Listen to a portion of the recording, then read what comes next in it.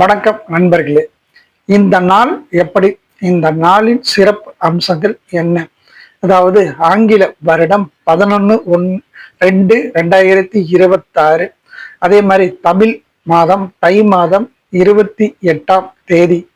உங்களுக்கு இந்த நாளின் நட்சத்திரம் என்றால் காலை பார்த்தீங்கன்னா 12 மணி வரைக்கும் அனுஷ நட்சத்திரம், பின்பு கேட்டை நட்சத்திரம். இன்றைய திதி என்றால் தசமி திதி. இன்றைய யோகம் என்றால் நாம யோகம் என்றால் வியாகிருதம். உங்களுக்கு இன்றைய கரணம் என்றால் காலை 11 மணி வரை உங்களுக்கும் கரசை கரணமும் பின்பு வணிசை கரணமும்.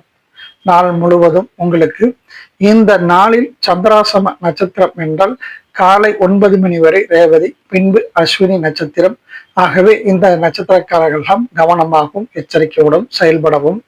அதே மாதிரி இன்றைய நாளின் சிறப்பு அம்சங்கள் என்ன அப்படின்னு நம்ம தெரிஞ்சுக்கலாம்னா, இன்னைக்கு புஷ்கல யோகம் என்று சொல்லக்கூடிய யோகம். இது வருடத்துல சில நாட்கள்ல மட்டும்தான் இந்த யோகம் வரும்.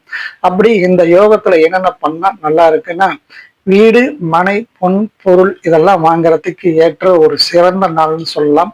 அதே மாதிரி உங்களுக்கு அரசு சம்பந்தப்பட்ட துறைகள்ல நீங்க ஏதாச்சும் ஒரு முயற்சிகள் எடுப்பதற்கு மிகச்சிறந்த நாள்னு சொல்லலாம். அதே தேர்வு எழுதுறவங்கெல்லாம் விண்ணப்ப படிவங்களை நிரப்புறதுக்கு ஒரு மிகச்சிறந்த நாள், உங்களுக்கு வெற்றியை தரக்கூடிய நாள் என்று சொல்லலாம். ஆகவே இது எல்லா வகையிலும் வெற்றியை தரக்கூடிய ஒரு நாள் தான் இந்த புஷ்கல யோகம். இன்றைய தாராபலன் என்று சொன்னால் உங்களுக்கு எந்தெந்த நட்சத்திரக்காரங்களாம் எச்சரிக்கையாக இருக்கணும், கவனமா இருக்கணும்னு சொல்ல போனா, உங்களுக்கு பரணி, பூரம், பூராடம் இந்த நட்சத்திரங்களும், திருவாதிரை, சுவாதி, சதயம் இந்த நட்சத்திரக்காரங்கள். இந்த 6 நட்சத்திரக்காரங்களை மட்டும் மிக எச்சரிக்கையாகவும் கவனமாகவும் இருந்தால் போதும். மீதி 20 நட்சத்திரக்காரங்களுக்கு மிகப்பெரிய அளவுல வெற்றிகளையே இன்றைக்கு உண்டாக்கும். இன்றைக்கு வழிபாட்டுக்குரிய தெய்வங்கள் என்று சொன்னால், அதாவது அனுஷ நட்சத்திரமும் கேட்டையும் நட்சத்திரமும் 2 நட்சத்திரங்களும் சேர்ந்து வருவதால் இன்று புதன்கிழமையும் ஆகியால் பெருமாள் வழிபாடு, மகாலட்சுமி வழிபாடு செய்வதனால் உங்களுக்கு ஏற்படுகின்ற கஷ்டங்கள் எல்லாம் குறைந்து செல்வங்கள் எல்லாம் விருத்தியாகும்.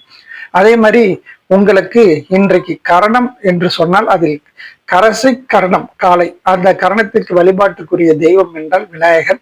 விநாயகர் வழிபடுவதனால் உங்களுக்கு ஏற்படுகின்ற கர்ம வினைகள் நீங்கும். அதற்கு அடுத்தது பின்பு பார்த்தீங்கன்னா வணிசை கரணம். வணிசை கரணத்துக்கு உண்டான தெய்வம் என்று சொன்னால் உங்களுக்கு நந்தியம் பெருமாள்.